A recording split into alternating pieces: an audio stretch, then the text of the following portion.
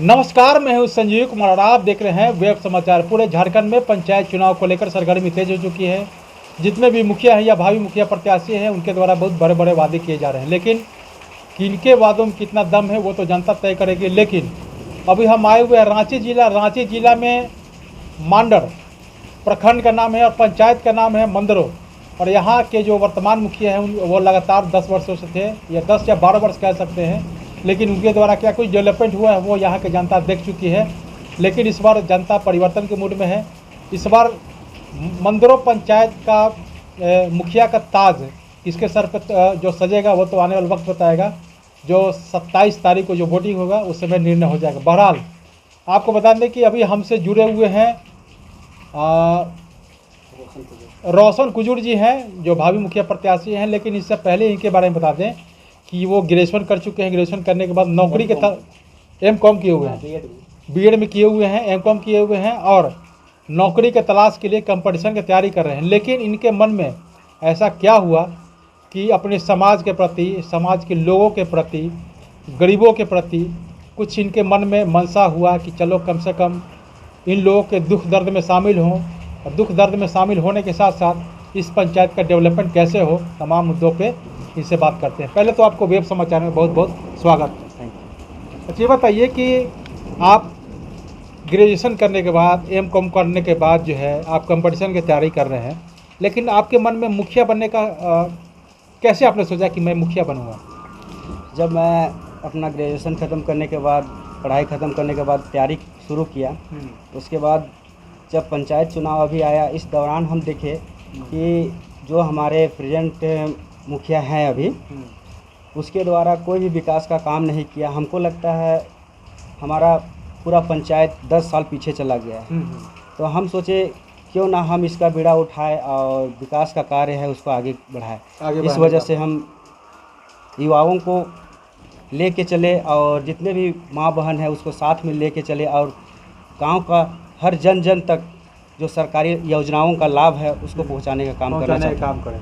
अच्छा, ये बताइए कि आप लोगों के बीच जनसंपर्क कर रहे हैं, लोगों से मिल रहे हैं, तो क्या कुछ समस्या सुनने के लिए मिल रहा है और इसके साथ साथ क्या लोगों का डिमांड है? देखिए, जब हम जनताओं के पास जा रहे हैं तो लोगों का विचार आ रहा है कि नहीं, हमारे गांव में रोड और नाली का व्यवस्था बिल्कुल नहीं है, और इंदिरा आवास जो होता है, जो हर उचित परिवार को मिलना चाहिए, उनको नहीं मिलता है, और हमारे लोगों का शोषण हो रहा है। बस यही विचार आता है। मतलब शोषण हो रहा है, इसलिए आपने वो स्टैंड लिया ताकि मुखिया के पद पे मैं चुना जाऊं और जनता का जो शोषण हो रहा है उसको जो उचित अधिकार है उनको दिया जाए। अच्छा, केंद्र सरकार और राज्य सरकार की जितने भी योजनाएं हैं वो तो कोई भी मुखिया आएगा तो काम करेगा ही, क्योंकि ये सरकारी योजना है। आपने क्या सोचा है इस पंचायत के डेवलपमेंट के लिए, किसानों के लिए खासकर? किसानों को हम देखिए, किसान जो होते हैं वो ज़्यादा पढ़े लिखे नहीं होते हैं, तो उन लोगों को ये नहीं पता चलता है कि हम किस टाइम में कौन सा खेती को सही टाइम में लगाएं और कैसे यूटिलाइज करें और कैसे मतलब उसमें पैसा इन्वेस्ट करें। तो वो लोग को हम अपने पंचायत के लोगों के द्वारा जो जानते हैं, वो किसान को बैठा के उन लोगों के साथ उन लोगों के समस्याओं को सुन के फिर उन लोग को एडवाइस करें कि किस तरह से खेती करना है, ताकि आप लोग कम इन्वेस्ट करके ज़्यादा से ज़्यादा पैसा कमा सके। तो इसके लिए तो आपको प्रशिक्षण भी देना पड़ेगा, नए नए तकनीक जो खेती बाड़ी है इसको लेकर के। तो क्या किसान भवन है आपके पंचायत में? किसान भवन तो नहीं है, लेकिन उसको भी बनाने का कोशिश करेंगे। अच्छा, ये बताइए, आप युवा वर्ग हैं, आप जिस तरह से कंपटीशन की तैयारी कर रहे हैं B.Com करने के बाद, तो आप जैसे सैकड़ों युवा वर्ग होंगे आपके पंचायत में, तो वो लोग भी कंपटीशन की तैयारी कर रहे होंगे। सरकारी नौकरी तो मिलना इतना आसान नहीं है। फिर भी अगर आपसे वो कहते हैं कि आपको मैं जिताऊंगा तो आप हमें कोई रोज़गार या डेवलपमेंट करने का काम बताएंगे या कोई रोज़गार के लिए रोज़गार मुहैया कराएंगे, किस तरह से आप देखते हैं इसको? देखिए, अभी हमारे राज्य में बहुत सारे योजना है जो कि लोगों तक पहुंच नहीं पाता है, जानकारी का अभाव में, जिसके कारण लोग उसका सही से लाभ उठा नहीं पाते हैं। जैसे लघु उद्योग हुआ, कल्याण विभाग से लघु उद्योग के लिए आपको लोन मिलता है, ये सारा चीज़ को मतलब लोग नहीं जानते हैं। उसके लिए हम सभी जितने युवा भाई लोग हैं उनको जागरूक करने का कोशिश करूंगा और प्रशिक्षण दिलवाने का काम प्रशिक्षण दिलवाने की कोशिश करूंगा, ताकि उन लोगों को उसका लाभ उठा सके और लोग रोजगार की ओर बढ़ सके और अपना डेवलपमेंट कर सके। उन लोग का डेवलपमेंट होगा, युवाओं का डेवलपमेंट होगा तो हमारे पंचायत का डेवलपमेंट होगा, पंचायत का डेवलपमेंट होगा तो हमारा राज्य का डेवलपमेंट होगा, राज्य का डेवलपमेंट होगा तो मेरा देश का नाम ऊँचा होगा, देश का नाम रोशन ऊंचा होगा। अच्छा ये बताइए कि चूँकि युवाओं के लिए आपने सोचा, किसानों के लिए सोचा, आप पूरे देख सकते हैं कि पूरे राज्यों में या यूँ कहें कि पूरे देश में शिक्षा का स्तर इतना बद से बदतर होता जा रहा है कि सरकार के द्वारा मिड डे मील योजना का आयोजन किया जा रहा है ताकि कम से कम उस स्कूल में बच्चे आए, खाने के ही बहाने कुछ आए लेकिन एडमिशन वगैरह हो, लेकिन बच्चे केवल खाने के लिए जाते हैं, क्वालिटी एजुकेशन नहीं मिल पाता है। इसके बारे में क्या सोचे हैं, कैसे क्वालिटी एजुकेशन देंगे आप? बिल्कुल, देखिए सरकार तो स्कूल खोल दिया है लेकिन वहाँ ढंग का शिक्षा का स्तर नहीं दे पाते हैं, क्योंकि कारण है कि अच्छा शिक्षक नहीं है।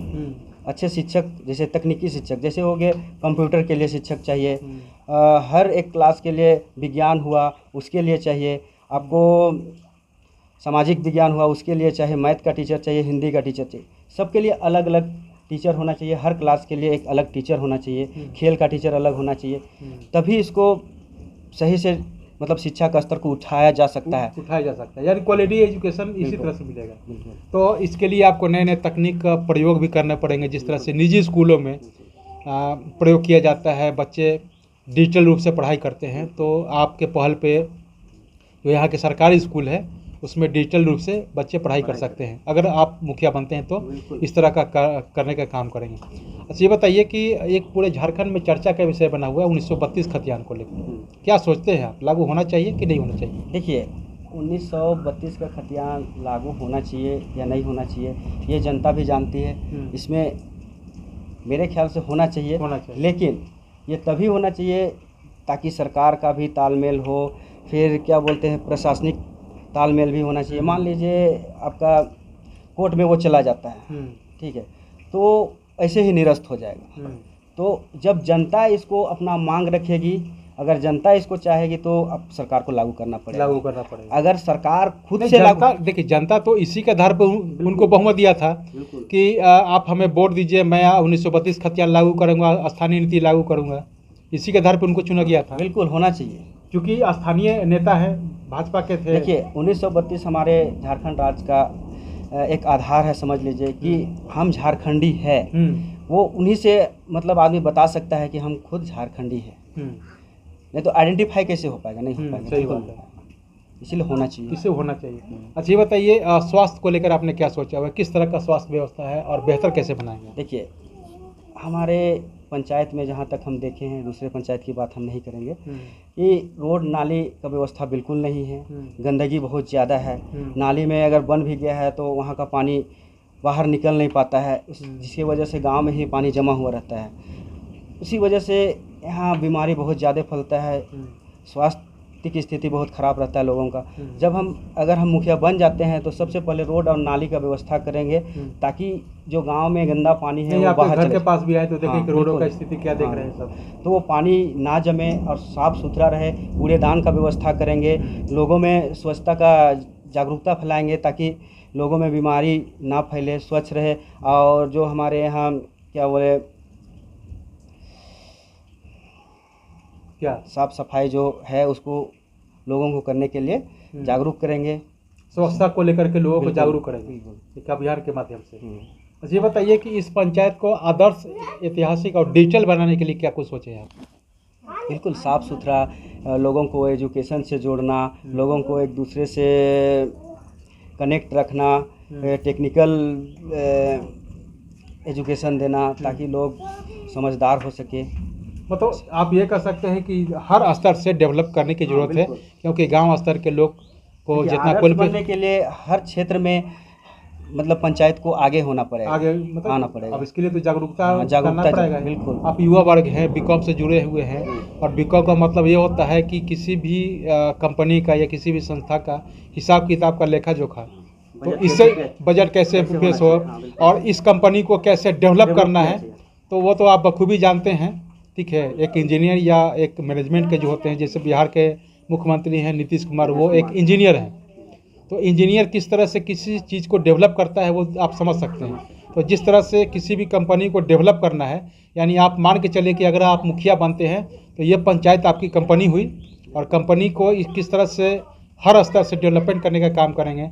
यहाँ के लोगों का रख रखाव, खान पान, शिक्षा दीक्षा, सब पे आपको ध्यान देना पड़ेगा। तो आपने सुना कि जिस तरह से इनका कहना है कि जब बीकॉम है तो बीकॉम का मतलब होता है कोई किसी भी कंपनी में जाएंगे तो है एक मैनेजमेंट का काम होता है। मैनेजमेंट हर चीज़ के लिए एक मैनेजमेंट का भी काम होता है। मैनेजमेंट चाहे शादी हो, विवाह हो, शादी विवाह में भी जाइएगा तो एक मैनेजमेंट के थ्रू ही काम किया जाता है। किसको क्या टास्क देना है, क्या काम करना है, किसको क्या जिम्मेवारी देना है, वो एक मैनेजमेंट ही तय करता है। तो जिस तरह से इन्होंने एमकॉम किया है तो एक इन्होंने मैनेजमेंट का कोर्स किया है। तो कोर्स के आधार पर अगर ये समझ सकते हैं कि जब पढ़ा लिखा व्यक्ति जब पंचायत का मुखिया बनेगा तो क्या कुछ डेवलपमेंट यानी विकास से काम करने का काम करेगा। बहरहाल आप चलते हैं दूसरे पंचायत में, वहाँ के भी मुखिया या भावी मुखिया प्रत्याशी हैं, उनसे जानते हैं कि उनके द्वारा क्या कुछ डेवलपमेंट यानी विकास का काम किया जाएगा। तमाम मुद्दों पे उनसे ही बात करेंगे। आपने वेब समाचार में समय दिया, इसके लिए बहुत बहुत धन्यवाद। यू वेलकम जी। तो अभी आपने हमारे चैनल को अब तक सब्सक्राइब नहीं किया है तो सब्सक्राइब कर ले, बेल आइकन भी दबाएं ताकि हर छोटी बड़ी खबरों से रूबरू हो सके। बहुत बहुत शुक्रिया।